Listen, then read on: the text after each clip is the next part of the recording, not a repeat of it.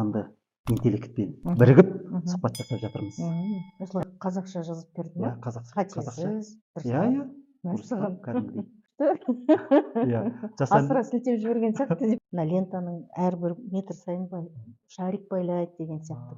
Менің өзімде мынандай комплекс неполноценности ғой, мысалы. Ең қызық, енді бір түрлі өткен көрме ол Мексикада өтті да. Енді ақшалары жоқ.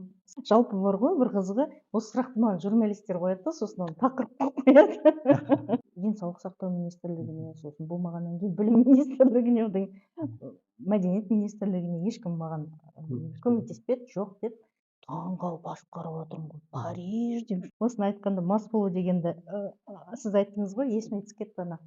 Жазып, деп бүйтіп ана кнопканы басып жіберсем блокқа жіберді ғой. Демек сіз онымен келіспейсіз де?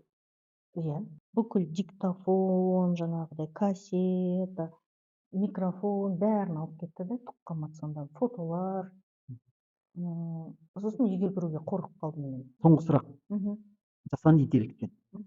Құрметті көрермендер, біздің бүгінгі қонағымыз әйгілі суретші, бір жылда 150-ден астам көрмеге қатысып, еліміздің атын, халқымыздың атын шығарып жүрген азамат Аңса Мұстафахан. Армысыздар, құрметті көрермен, Оразбек Сапархан YouTube арнасында сұхбаттың кезекті саны. Бүгінгі біздің спикеріміз әйгілі суретші Аңса Мұстафахан. Қош келдіңіз. Біз енді сұхбатымызды өзіңізге хабарласқанда да айттым. Бүгінгі сұхбат кішкене өзгешелеу болайын деп тұр. Өйткені біз жасанды интеллектпен бірігіп сұхбат жасап жатырмыз. Дайынсыз ғой? Жақсы. Жасанды интеллекттен мен сіз туралы сұрадым. Ол кезде ол маған мынандай мәтін шығарып берді. Аңса Мұстафа, қазақстандық танымал суретші және иллюстратор. Өзінің мағыналы және ой салатын суреттерімен танымал. Оның туындылары көбінесе қоғамдағы өзекті мәселелерге, әсіресе қыздар мен әйелдерге қатысты тақырыптарға арналған. Мұстафа суреттерінің идеяларын күнделікті өмірден алады және олар көбінесе қоғамға ой салуға бағытталған. Мысалы, оның бір суреті жүкті бойжеткенге әсер етіп, ол өз нәрестесін дүниеге әкелу туралы шешім қабылдаған. Суретшінің жұмысы кейде қоғамдағы ұлттық стандарттар мен күнделікті мінез құлық нормаларын сынау арқылы қоғамға пікір қалыптастыруға бағытталады.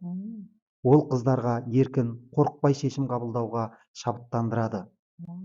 Және қоғамдағы жігіттер мен ер азаматтарды да әйелдерді құрметтеуге шақырады. Аңсаның суретші ретінде жетістіктері мен өзіндік көзқарасы оның шығармашылығына ерекше әсер етеді. Ол өз туындылары арқылы қоғамға ойландыруға ұмтылады. Осы айтқандармен келісесіз ба? Осылай қазақша жазып берді ма? Қатесіз, мәссаған. Кәдімгідей. Мен бірінші рет сіздің есіміңізді қазақша жаздым, Аңса Мұстафа деп. Сосын жақшаның ішінде бұл енді әртүрлі тілдерден алады ғой. Аңса Мұстафа деп ағылшынша, орысша жазып қойдым. Сөйтіп едім,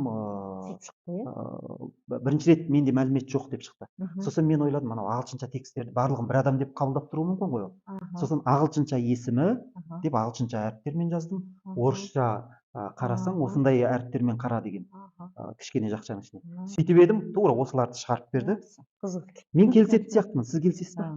Шығармашылығыңызға дұрыс баға беріп жатыр ма? Жалпы иә, көп рахмет, енді күшті. Асыра сілтеп жіберген сияқты деп қой. Жалпы мынау енді былай интервью алады ғой, сол кезде журналистер жаңағыдай бүйтіп шапкасына жазады ғой. Соған ұқсап тұр да, мысалға. Мен ойлап тұрмын, мүмкін интервьюларды. Иә, солардан алып тұр ғой. Иә. Мен сіздің шығармашылығыңыздағы жаңағы бір бойжеткенге әсер еткенін қайдан оқысам болады дедім. Сөйтіп едім, Елорда инфо сайтынан оқысаңыз болады деп сұхбатыңыздың ішінен алған ғой бұл. Иә, сөйткен ғой. Иә, енді сұхбатымыздың негізгі мазмұнына көшейік. Жақсы. 2023 жыл. Сіздің шығармашылығыңызда табысты жыл болды десем келісесіз ғой. Иә. Мен соңғы мәліметтерді асығыс алғанның өзінде сіз туралы көптеген ақпаратты алдым. 2 туындыңыз Колумбияның галереясының суретті жинағына, бір шығармаңыз 24-ші Инчхон халықаралық өнер көрмесінің суретті жинағына, әлемнің әлденеше қаласындағы көрмелерге қойылды. Сонымен бірге Оңтүстік Кореяның суретшілер одағына қабылдандыңыз осы жылы. Сосын тағы бір мемлекеттен Иран. сіз иә Иранның суретшілер одағының иә қабылдаған. осы жетістіктеріңізді көріп Иә. басқа енді не бар екен деген ой туады. Басқа қанша көрмеге қатыстыңыз бір жылда? Жалпы енді 150 болған шығар енді. Мен ойлап едім осы жаңа жылда мынандай бос күндер болады ғой, 1-2-3 деген сияқты. Сол кезде отырып алып ана Фейсбуктан қарайыншы деп. Өйткені мен мысалға бір көрме болады, фотоға түсіремін да, сосын сол Фейсбуктағы парақшама саламын, басқа ешқай жерге андай жинамаппын да негізі. Соны істеймін деп ойлап едім, үлгермей қалдым енді. Келесі жолы қол босты. Иә, мен сіздің фейсбугыңызда неше жылдан бері доспыз ғой. Сол жерден қарап отырамын, кәдімгідей шығармашылықта өте белсенділігіңіз және қазақтың атын ең бастысы мемлекеттің атын халықараға танытып жүргеніңіз үшін мен сізді құрметтеймін және сол үшін мен сізді сұхбатқа шақырып көрерменге бір айтары болсын, арттағы буынға бір үлгі өнеге болсын деп шақырып отырмыз. Енді ел ішінде де көрмелерге қатысып жүрсіз ғой. Көргеніңіз көп. Бізде қалай өтеді екен, шетелде қалай өтеді? Қазір ана памятім нашар да, ертең болатын жаңалықты бөлісе салайыншы. Ертең Португалияда көрме болады. Ол көрменің бір ерекшелігі, олар былай жасады. Бір ақын мен бір суретші екеуін өздері жиреби тастап табыстырды да, біріктіреді. Сосын бірақ суретті жаңағы ақынға таңдатады. Маған Пауло Дуарте Филиппо деген Ұлыбританияда тұратын кісі жолықты, жеребемен түсті ақын. Сосын мен оған суреттерімді жібердім да, содан кейін ол ішінен біреуін таңдап алып та соған өлең шығарған екен. Осындай қызық. Сонда получается Португалияда ертең менің суретім тұрады. Мен оған суретімді почтамен салып жібергенмін жазда, август айында. Ол 2 айдан кейін оған жетті, Лондонда тұрады. Сосын ол соны бүйтіп қабырғасына іліп қойып, қасына өлең шығарды. Бірақ айтты, өлеңді саған қазір нетпеймін деп. Көрсетпеймін, сосын көрмеде көресің ғой деген сияқты. Ол көрме ертең болады, 13 күні. Ондай қанша? 18 адам қатысты. 18 суретші, 18 ақын. Бұл әлемнің түкпір-түкпірінен әркім бір-бірін танымайтын, мүлде бұрын көрмеген адамдардың осыдан не жасап тұр. Қызық. Өте қызық проект. Мынау Бауыржан Қарағыздың мәдениет порталы бар ғой, ақын. Бауыржан Қарағызұлының мәдениет порталы өткізетін сөзбен сурет деген байқау бар ғой. Тура осындай. Да? Иә, тура осындай бір ақын мен бір суретшіні белгілі бір тақырыптарда шығарма салдыртады, өлең жаздыртады. Сіз оған қатысып көрген жоқсыз ба? Жоқ, көрген жоқпын. Шетелде қанша көрмеге өзіңіз бардыңыз? 150 деп отырсыз ба? Иә, тек қана неге ғана бардым. Корея. Италияға ғана бардым. Иә. Басқасына онлайн түрде көріп отырсыз, иә? Басқасын барлығын видеозвонокпен көрсетеді, немесе сосын фотоларын жібереді, немесе жай звонокпен көрсетеді. Сондай. Ақша жоқ оның бәріне баруға. Барар едім, бірде-біреуінен қалмай. Иә. Суреттер мынандай болды да, жаңа ноябрь айында неде көрме болды Кореяда, Сеулда. Олар суретті көрсеттім, жаңағы фотосын ше, иә, жақсы, жібер деді. Бәрін размерін сұрады, сосын мен оны қазпочтамен жібердім. Көрме ашылды, енді мен дайындалып күтіп отырмын ғой жаңағы. Сөйтсем суретім жоқ. Жетпей қалған екен да. Сосын олар да ойбай, жарайды енді қалай келеді, солай келеміз. 2 апта тұрады ғой депті. Содан кейін көрме ашылғаннан кейін 3 күннен кейін ілінді ғой сурет. Инчхондағы ма? Иә. Жоқ, ол жақта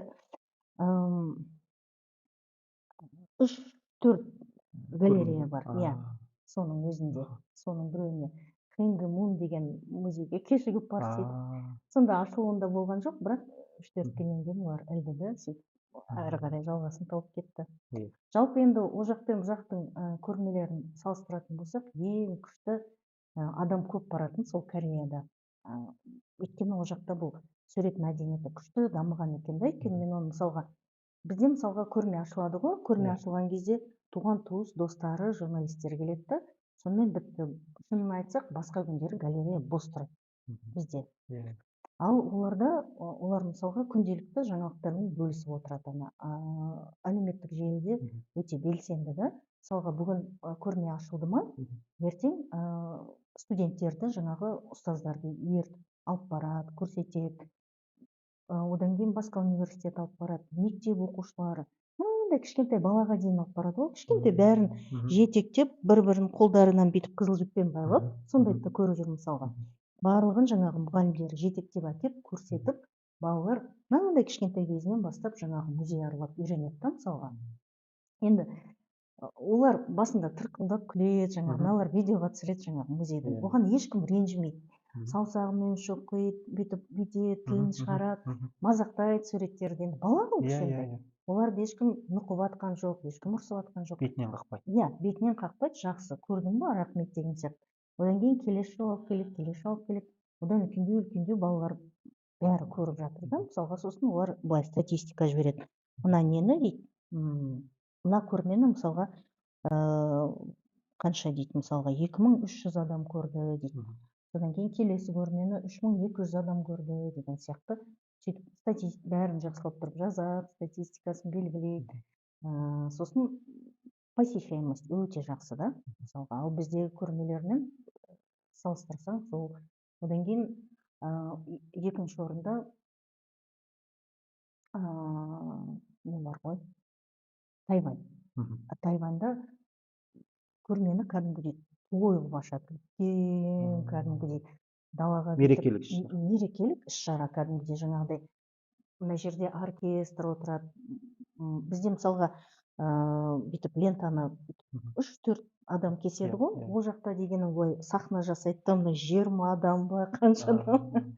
20, 30, 40 адам. Салтанатты шара. Иә, салтанатты жаңағыдай. Сосын мына лентаның әрбір метр сайын шарик байлайды деген сияқты. Ұшып кетеді. Иә, керемет жаңағы лентаны қиып тастағанда жаңағы лентамен бірге шығады. Шоу сияқты өтеді да жаңағыдай. Сосын ішінде жаңағыдай залының өзінің ішінде де би билеп атады, ән айтып атады деген сияқты сондай. Күшті қызық болып өтеді, жаңағыны бүйтіп қарап отырғанда өте жақсы. Демек оларда өнердің бірнеше саласын біріктіріп өткізеді, иә? Иә, солай. Бұл да бір өте қызық. Неде жаңағыдай Англияда, Италияда классикалық түрде жаңағыдай үлкен кісілер жиналады деген сияқты ғой, енді барлығы өзінің ойын айтады, пікірін айтады, бұрынғы Пикассомен салыстырады деген сияқты ғой, мысалға мынау суретші қазіргі, бұрынғы мынау сияқты болар еді деген сияқты салыстырып, әркім өзінің ойын айтып, кәдімгідей лекция сияқты өтеді, кәдімгідей сабағы өтіп жатқан сияқты. Сосын залдан да шығып адамдар сөйтіп ұзақ сөйлейді. Ғылыми пікірлер қоса жүреді ол жақта, иә? Иә, солай. Мен онша түсінбегендіктен. Бізде ондай ғылыми пікірлер бола ма? Бізде енді былай ғылыми пікір емес, бізде былай ренжіп қалуға қорқады ма, немесе тек қана жақын туыс нелер ғана барады. Таныс нелер ғана. Жаңағы шын жанашырлар баратын сияқты да, өйткені тек мақтаудан тұрады да бізде көрмелер. О, керемет, қандай күшті деген сияқты. Құтты болсын, енді жақсы ғой, жақсы сөз, жарым ырыс деген сияқты. Бізде солай, біздің көрмелер позитивті өтетін сияқты, сондай. Сіз енді әлемде көрмелерден сын алып көрдіңіз ба? Сын алып? Сын, жаңағы. Шығармаларыңыз сындалған кез болды ма? Болды ғой, әрине болды, иә. Неше түр болып жатыр. Тура бізде қалай, ол жақта да солай, адамдардың барлығы бірдей. Бірақ бір таңғалғаным, біз мысалға, менің өзімде мынандай комплекс неполноценности ғой, мысалға біз біреуден кембіз деген сияқты біразға дейін содан айырыла алмай жүрмін да, мысалға менің суреттерім нашар шығар, ал шетелдіктің суреті керемет деген сияқты ше, мысалға менде бір сондай бар да, мысалға ең басында осыдан бір 5-6 жыл бұрын көрмеде суретім тұрған кезде, менің суретім ана шетелдіктердің суретінің жанында қатар тұр деген сияқты сондай бір мақтаныш сезім болды да. Сөйтсем, қайда болды? Бразилияда ма? Иә, Бразилияда көрме болды. Сосын суреттер былай тұр ғой. Сосын бір мезгілде жаңағыдай мұғалім, ұстаз өзінің нелерін алып келген, студенттерді, нән жігіт қыздар, соларға менің ана суретім бар ғой, мынандай дүние қоңыз деген сурет. Итеріп бара жатқан. Соған бүйтіп қолын сермеп тұрып, бүйтіп айтып жатыр. Сосын жаңағы көрмені ұйымдастырушыдан сұрадым ғой, видеоны көріп тұрмын, эмоционально жаңағы әйел адамның әңгімесі ұзақ жаңағыдай. Не айтып жатыр, айтып берші десем, ол айтады, мынаны қара, мынау шетелдің суретшісі дейді. Фантазиясы қандай, ал сендер миларыңды қозғағыларың келмейді.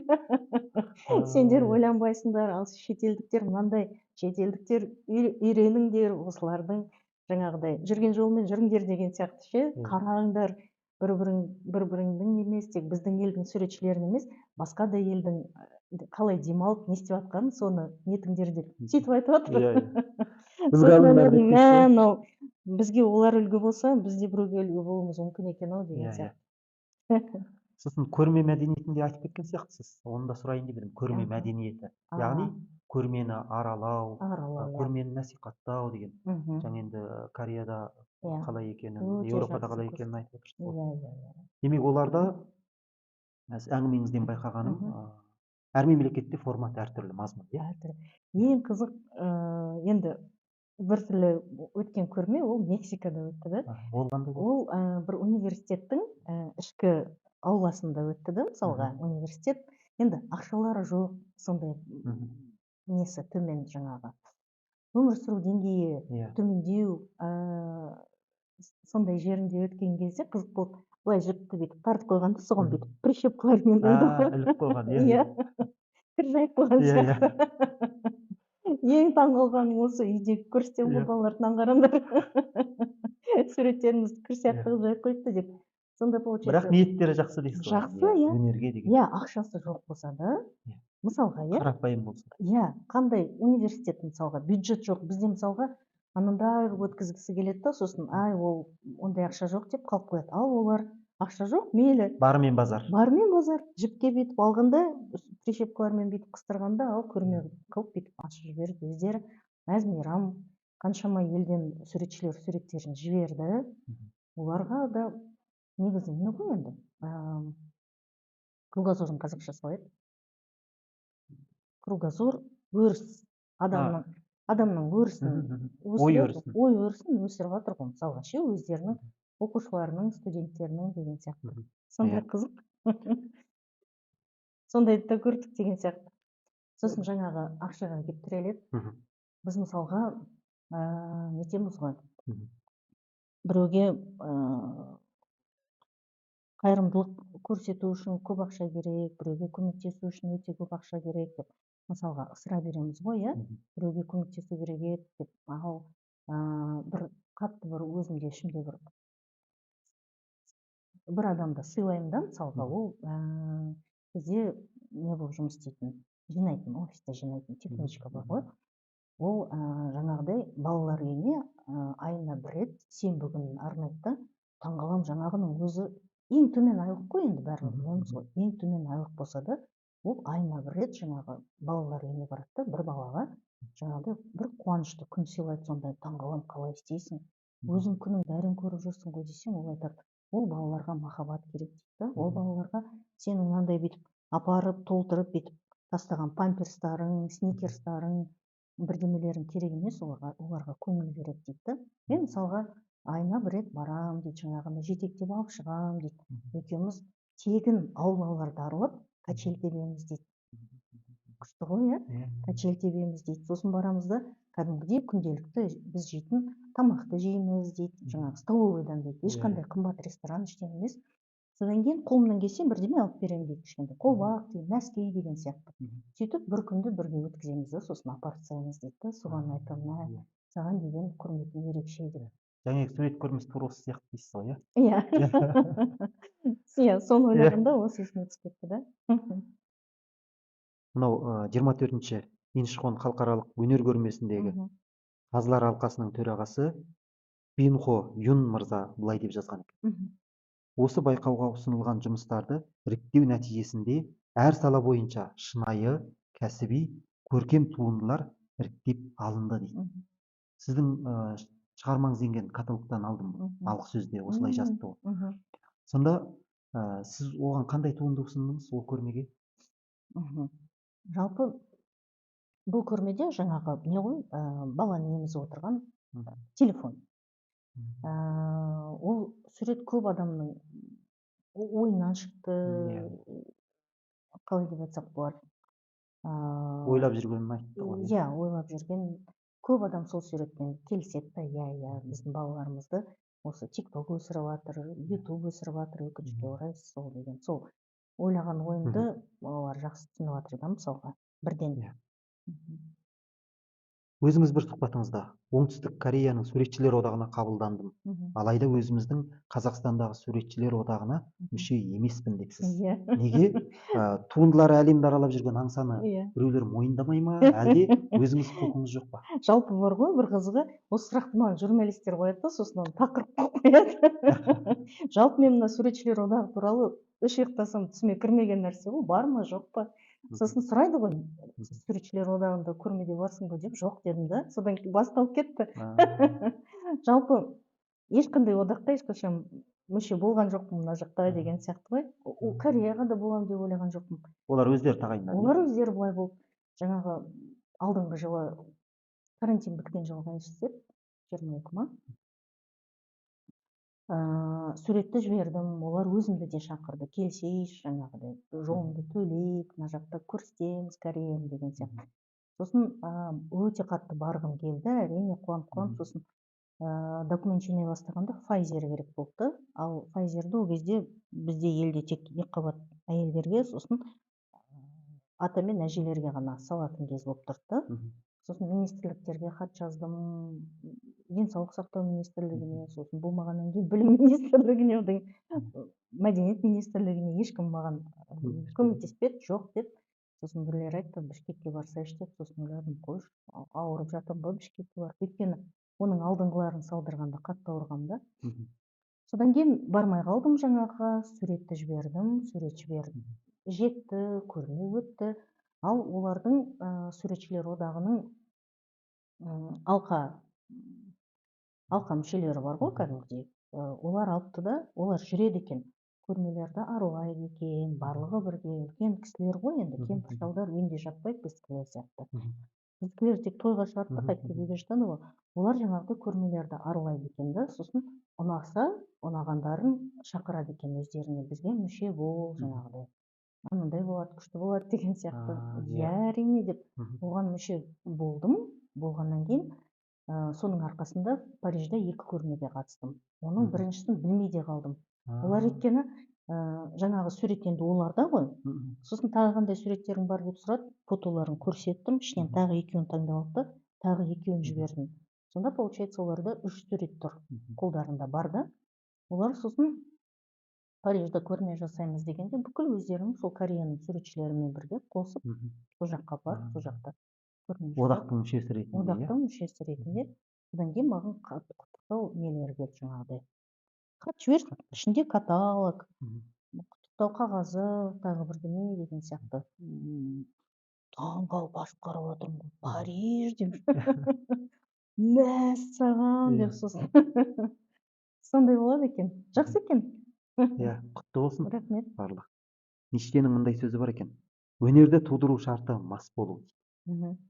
Яғни бір тақырыпқа дендеп кіріп, сол тақырып жөнінде ойланып, толғанып деген сыңай ғой. Яғни өзінше бір хал кешіп барып, туынды шығарады. Енді шығармашылық адам ретінде өзіңіз білесіз оны. Ақындар да солай, және проза жазатындар да солай. Бір тақырып толғандырады, дендеп буынына түседі қазақша айтқанда. Сізді қандай тақырыптар толғандырады? Осыны айтқанда мас болу дегенді сіз айттыңыз ғой, есіме түсіп кетті ана. Италияда көрмеде болдым ғой, Болонья қаласында. Сол кезде суретшімен таныстырды, жаңағы Роберто шақырған кісі бар ғой. Айтты, Гамбасын деген кісі да. Мына кісі, осы кісі деп айтты да, жаңағыны көрген кезде шок болып қалдым да, өйткені мен оның жұмыстарын бұрыннан да көріп жүрмін, керемет енді. Өте қатты ұнап жүрген кісі ғой жұмыстары, Сальвадор Далидің жұмыстарына ұқсас. Сосын анау келіп күлімдеп қолынан амандасқан кезде былай тоқ деген қолтықтарынан соқты ғой, кәдімгідей деп бүйтіп. Сол кісімен танысып, сосын өте сондай жақсы кісі екен да, мынандай мейірімді, көзінен мейірімі төгіліп тұрған деген сияқты ғой. Ол қазақша білмейді, мен итальянша білмеймін деген сияқты. Сосын телефоннан переводчикпен былай сөйлестік. Сосын ол айтады, жұмыстарың күшті дейді да, мен де 2 жұмысыңды білемін дейді. Таң қалдым, мәссаған, сіз білесіз ба менің жұмысым деген сияқты. Сосын дейді, сосын айтады, ішесің ба дейді да, ана қолында вино жүр ғой, жоқ ішпеймін деймін ғой. неге ішпейсің, сен ішуің керек дейді. Неге десем, сонда мынандай суреттер саласың дейді ғой. Мен саған бір секрет айтайын, ешкімге айтпа дейді. Сенікі мынандай суреттер ғой дейді. Сонда вообще күшті фантазияң кетеді деп қояды. Менің Ол кісілер енді суреттерімді демек қара дейді. Ол жақта енді барлығы үлкен кісілер болды да, ол жерде көрмеде 65+ деген сияқты ғой енді. Жайбарақат, бір қолында вино, бір қолында шампан деген сияқты жайлап ішіп мас қойып. болуды тікелей түсініп тұр ғой ол кісілер. Иә. Мынау жасанды интеллекттен бірінші сұрақ сізге. Шығармашылық үрдісі туралы сұрақ дейді. Сіздің суреттеріңізде көптеген қоғамдық және мәдени мәселелер көтеріледі. Сіздің шығармашылық үдерісіңізде бұл тақырыптарды қалай таңдап аласыз? Және оларды өз туындыларыңызда қалай бейнелейсіз? Тақырыпты қалай таңдайсыз дейді. Және қалай бейнелейсіз дейді соны. Жалпы енді суреттердің барлығы осы өзіміздің өмірден алынған суреттер ғой. Ешқандай фантастикалық ештеңе жоқ. Тек былай кішкене асыра сілтеу бар, ол адамның проблема сол нәрсеге көңілін бөлу деген сияқты. Мысалға бірдеңе көрсетіп тұрса, сол қолы үлкендеу, қаралау деген сияқты ғой енді. Осы өзіміздің болып жатқан, көріп жатқан нәрселер. Күнделікті өмірден. Иә. Бір қызық айтайын ба? Осы искусственный интеллекттің өзіне қызық үшін 3-4 күн бұрын. Бір аптадан асып кетіпті ғой. Сурет салғызып көріп жатырмын ғой енді. Анандай, мынандай деп жаңағыдай қандай сурет керек, сондай. Сосын ойладым, әлеуметтік тақырыпқа сурет салғызып көрсем не болады деп. Келесі ойлап жүрген тақырыбымды жаңағы жаздым. Айтайын ба? Иә. Өзім ол тақырыпты ойлап жүргенім, мысалға қазір қыз келіншектер күйеуге тиеді да, содан кейін жаңағы ата енесімен бірге тұрғысы келмейді да. Содан кейін жаңағыдай баласын туғаннан кейін жаңағыдай біресе көрсетеді атасына, біресе көрсетпей, ойна неге соны істейді да, мысалға бүйтіп. Баламен ойнап, сөйтіп үлкен кісілердің сезімдерімен ойнайды. Соны өзім уайымдап, соны ойлап жүрмін да, соны қалай салсам екен деп. Осы тақырып, мен ойлаймын, көп қазақтың басынан өтіп жатыр. Сосын олар бөлек пәтерге шығып алады да, одан кейін не іздейді андай. Немкі іздейді. Ол сосын бөтен адам келеді, ол сосын баласын ұрады, сосын жаман нәрселер болып жатыр. Менің ойымша, балаға өзінің туған атасымен, туған әжесімен жақын ешкім жоқ бұл әлемде деген сияқты ғой. Олар қақса да жақсы болсын деп деген сияқты ғой. Не болса да өз үйінде өскен жақсы сияқты. Енді осы жайлы ойлап жүрдім былай. Енді қалай келтіруге болады? Енді бір суретте көрініп тұру керек қой жаңағы бүкіл трагедия. Сосын былай ойладым. Үстің жақты, былай, 2 этажды үй, далада ата мен әжесі баланы алып кетуге кеп тұр. Ол жаңағыдай бүйтіп сұрайды жаңағыдай, берші баланы деген сияқты. Ата мен әже қолын жоғары қарай созады. Үстің жақта келін тұр, жасы былай 25-30 деген сияқты. Сосын ана былай, ойын бар ғой мынандай бүйтіп. Кішкентай баланы бүйтіп жіпке балап бүйтіп.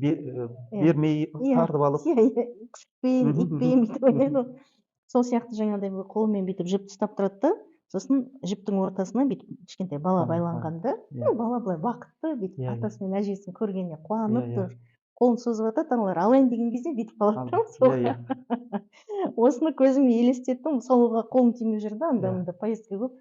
Сосын ойладым, осы жасанды интеллектқа Bing деген сайт бар ғой, соған салдырайыншы деп жаңағыны отырып алып жақсылап жаздым ғой. 2-ші этажда келіншек, қолында жіп, белінен бала байланған, астыңғы жағында ата, әже. Ол қазақ болу керек, қазақ дегенді түсінбесең азиат деп. Әженің басында ақ орамал. Енді ол жақсы көреді ғой жаңағы жасанды интеллект деген толығырақ неғұрлым ойыңды толығырақ жеткізсе. Иә, соғұрлым жақсы шығатыннан кейін сөйтіп бәрін жақсы жазып, деп бүйтіп ана кнопканы басып жіберсем, блокқа жіберді ғой. Ол енді сен 24 сағат пайдаланбайсың, өйткені дейді. Мынандай жаңағыдай адамды мазақ қылуға болмайды, өйтуге болмайды, белінен байлауға болмайды, жіппен сүйреуге болмайды. Иә, ол нормативтер бар ғой оған берілген. Соның аясында жұмыс жасайды ғой. Сосын ойладым, мынаған қиялдау шарқы жетпей тұр ғой. Әлеуметтік сурет салғызуға болмайды екен. Қызық болып болды сондай. Анса kz деген сайтыңыз бар, иә? Мгм. Ол коммерциялық бағытта, Мгм. менің білуімше. Иә. Сол жерден байқағаным, сіздің шығармашылығыңызда 11 тақырып бар сияқты. Өйткені 11 рубрика бар екен. Иә. Қарап көрдім ішін. Мгм. Барлығы туған жер Мгм. тақырыбында, Мгм. қыздар тақырыбында, Қыздар сұлу, бала иә, бақыт. бала бақыт, Иә. Мхм. әкелер туралы деген Иә. сияқты. Абай деген Сонда бар. Мхм. осы тақырыптарды Мхм. сіз осы коммерциялық бағытты Мгм. көздеп Мгм. арнайы алдыңыз ба, әлде сіздің Жоқ. жаныңыздың қалауы ма? Аха. Жалпы енді бұл футболкаға келетін болсақ, өзі ойда жоқта шыққан бизнес қой. Айтып берейін ба, уақыт бар ма? Иә, қысқа нұсқа айтып жіберсеңіз. Енді бұны бизнес қыламын деп ойламаған нәрсе, өзі осы аяқ астынан шығып кеткен бизнес. Қазақ хандығына 550 жыл болады деген кезде, жаңағыдай өз үлесімді суретші ретінде қалай қосам деп 10 жыл бұрын ғой деп ойладым да, сосын бір сурет салдым. Жастар жаңағыдай жазда футболка киіп жүрсін деп 550 қазақ хандығы деп жаздым да. Андай граффити сияқты жастарға ұнайтын стильмен. Сосын әлеуметтік желіге салдым. Сосын айттым, егер жазға дейін жаңағы егер осы пост 550 лайк жинаса, жазға дейін 55 түрін салып беремін дедім ғой, жаңағы дөр ете түсті ғой, 1000 лайктан асып кетті. Адамдар армандарын жаза бастады. Сосын жазға дейін сол 55 түрін салдым, одан кейін жаңағы тапсырыс түсе бастады да, бұл Сұраныс болды, иә? бизнеске айналып кетті. Қазаққа керек екен да. Әрине. Футболкалар. Демек бізде өнерді бизнеске айландыруға болады, иә? Өнерді табыс көзін айландыруға мүмкіндік бар, иә? Егер шығармашылық қабілетіңіз жетсе, іскерлігіңіз жетсе, иә? Солай, иә. Өйткені көп адамдарда сондай стереотип бар ғой. Бізде өнер кәдеге жарамайды, өнерден табыс табу мүмкін емес деген. Демек сіз онымен келіспейсіз, иә? Иә. Өйткені табыс тауып отырсыз ғой өнерден. Мүмкін, иә. Сол 11 тақырып менің сұрайын деген. Жаныңыздың қалауы ма, әлде осы арнайы бизнес үшін таңдап алдыңыз ба? Жоқ, ол енді тек қажеттілік қана болды. Өйткені мысалға сурет көп қой. Мысалға 1200 сурет бар мына бір папкада компьютерде. Қасыма келіп клиент отырады, иә? Айтады, маған балама керек еді дейді. Жаңағыны бүйтіп қанша 1200 сурет көрсетіп болғанша мысалы 1 сағат уақыт кетеді ғой. Содан кейін жинақтай бастадым. Тек амалсыз жасалған. Балаларға арналған бір бөлек папкаға, қыздарға ұнайтын бір бөлек, жігіттерге бір бөлек, ұлтжанды патриоттарға бір бөлек. Сосын қала, егер өзінің қаласының аты керек болса бір бөлек. Мысалы Қазақстан деген бар, оның ішіне кірсең Алматы, Астана деп тұрады мысалға. Сөйтіп жинақталған ғана. Сіздің қалам тартатын тақырыбыңыздың бірі әйел тақырыбы. Яғни әйелдің жаны, теңдігі туралы туынды қоғамға арналған дегенімізбен, бұл енді көбірек ерлердің аудиториясына арналып тұр ғой. Яғни сіздің жаныңызда бір ерлер қауымына деген айтқыңыз келген сөз болуы мүмкін ғой. Соны бейнелейсіз ғой. Қандай нәрсе айтқыңыз келеді ерлерге? Жалпы ерлерге емес, мен қыздарға айтамын да, ешкімнен кем емессіңдер, бәрінен артықсыңдар. Ештемеден қорықпаңдар. Өздеріңді бағалаңдар. Иә, өздерің бағалаңдар. Идеяларың бар болса айтыңдар деген сияқты. Бұл кәдімгі өзіміздің өмірден алынған мысал. Мысалға бір жерде отырады жұмыста бір 5 жігіт, 5 қыз деген сияқты. Сосын жаңағы бастық сұрайды, кімде қандай идея бар десе, жігіттер шошаң ете түседі да, менде мынандай, менде мындай. Ал қыз біліп отырса да ұялады. Өйткені ана жігіт жасы үлкен, мысы басады, тағы бірдеме. Сосын бір жауапкершілік алуға қорқады да қыз бала өзінің мойнына. Егер жаңа неге айтпадың десең, мысалға үндемей отырғанда қызға, ұялдым. Ол болмай қалса, сосын ұят болады ғой, сонша ақша шығын кетіп қалады ғой деген сияқты. Ал жігіттер ол жағын ойламайды. Былай дейді да, сосын егер жол болып кетсе жаңағы идеясын, ертең бастық болып өсіп шыға келеді. Мен қыздарға айтамын, ұялмаңдар, ақылдысыңдар ғой енді. Сендерден көбірек қазаққа, елімізге жаны ашитын ешкім жоқ, идеяларыңды айтыңдар. Болса болды, болмаса құрсын деген сияқты. Қорықпау керек деп. Жасанды интеллекттен екінші сұрақ сізге.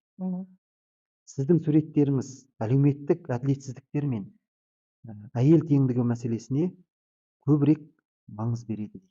Сол тақырыпта көбірек қозғайсыз.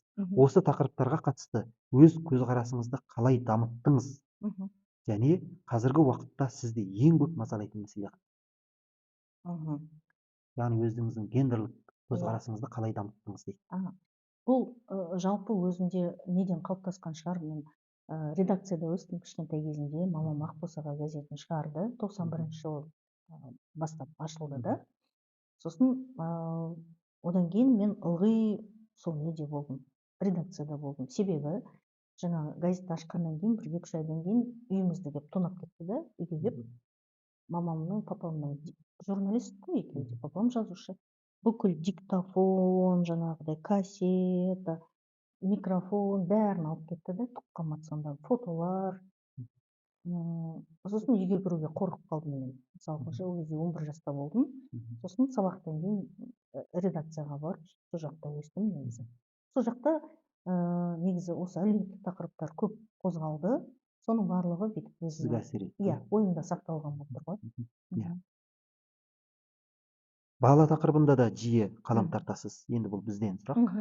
Түркияның Синоп университетінде өткен соғыс және бала тақырыбында халықаралық карикатура және пастер көрмесі өтті. Әлемнің 40 елінен 166 суретші қатысқан екен осы көрмеге. Сонда баланы ойламайтын ана жоқ десек те, өнер адам ретінде бұл тақырыпта сізді не мазалайды? Бала тақырыбы. Жалпы енді соғыс болмасын деген соң барлығымыз. Соңғы кезде өріп кетті ғой, қанша ана жолы Айдостың парақшасынан, телеграмынан көрдім неше дейді.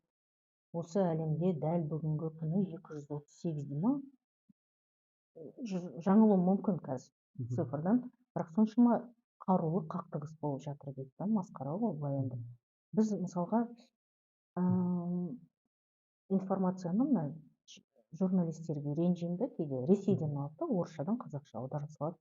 Соған қатшымын келеді бар ғой, өтініш осы журналистерге ағылшын тілін үйреніңдерші деп. Өзім парақшамда жазамын, кездескен кезде айтамын, жазсын ғой, ағылшынша үйреніңдер, орыстар информацияны өтірік береді деп. Өздерінің синтезімен береді ғой. Иә, өздеріне ыңғайлы, өздеріне жақсы, өздерін күшті көрсететін нәрселерді ғана көрсетеді, ал әлем деген ол үлкен. Ол тек Ресейдің елегінен өткен жаңалықтарды бөліспеңдерші деп осылай сұрап отырамын да ылғи. Қазір мысалға жиын келіп жатыр, мына бір жаман түкке тұрып түскен осын, мына қазақтар еліктеп, сол саундтрегін айтып, соның мінез құлықтарын көшіріп, сондай бір әзіл сықақ жасайды. Маған сондай нәрсе ұнамайды да. Демек, сіз өзіңіз ұлтжанды, ұлтшыл азаматсыз, иә? Иә. Әрине, өз ұлтын әркім өте қатты жақсы көреді, сүйеді бар жанымен. Сол себепті даму керек та. Оны сіздің туындыларыңыз айтып тұрады. Ұлтшыл екеніңізді, қазақы адам екеніңізді. Сондықтан да сізге қорықпай бірден хабарласқанымыз содан, жақсының жаттығы жоқ деп. Бір қызығы, мысалға шетелдіктер суреттерін танып жатады да, ол өзіміздегі басқа ұлттың өкілдері білмейді мысалға. Өйткені олар қазақша түсінбейді, ал менің суреттерім тек қана қазақша жазылған.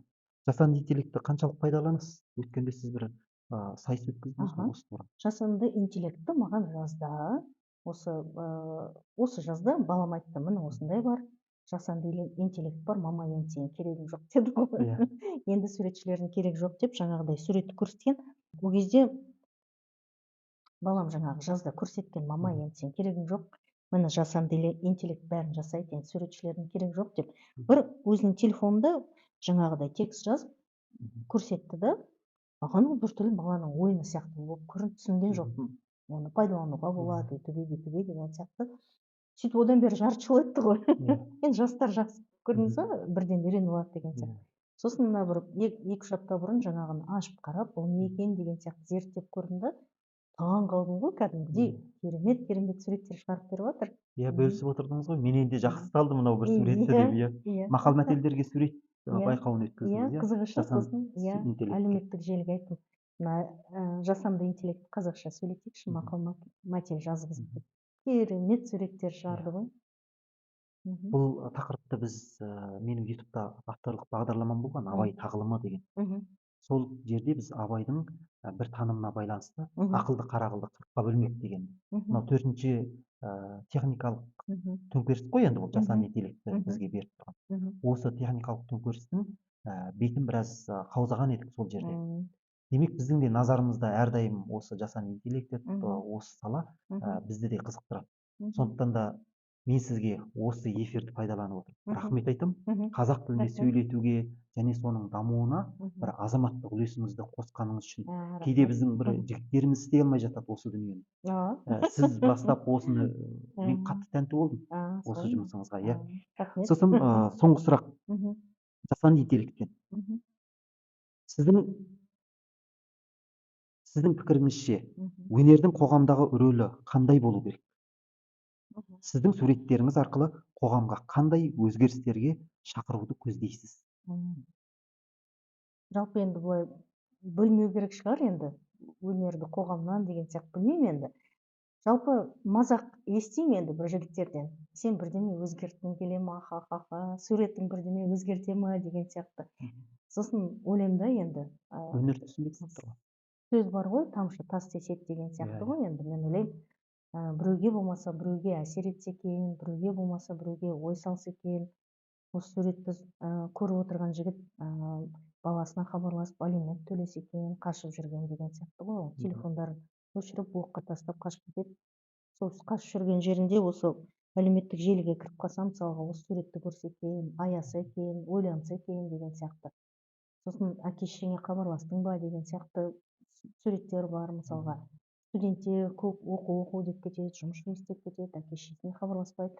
Сол адам барлығына ой салып енді жүрмін ғой. Әрине, бұл өнердің танымдық ролын ешкім жоққа шығара алмаса керек. Мгм. Рахмет, Рахмет. осылай сұхбатқа Мгм. келісіп, алтын уақытыңызды қиып, үлкен Мгм. басыңызды тіктеп келгеніңізге Рахмет. Мгм. ризашылық білдіремін. Мгм.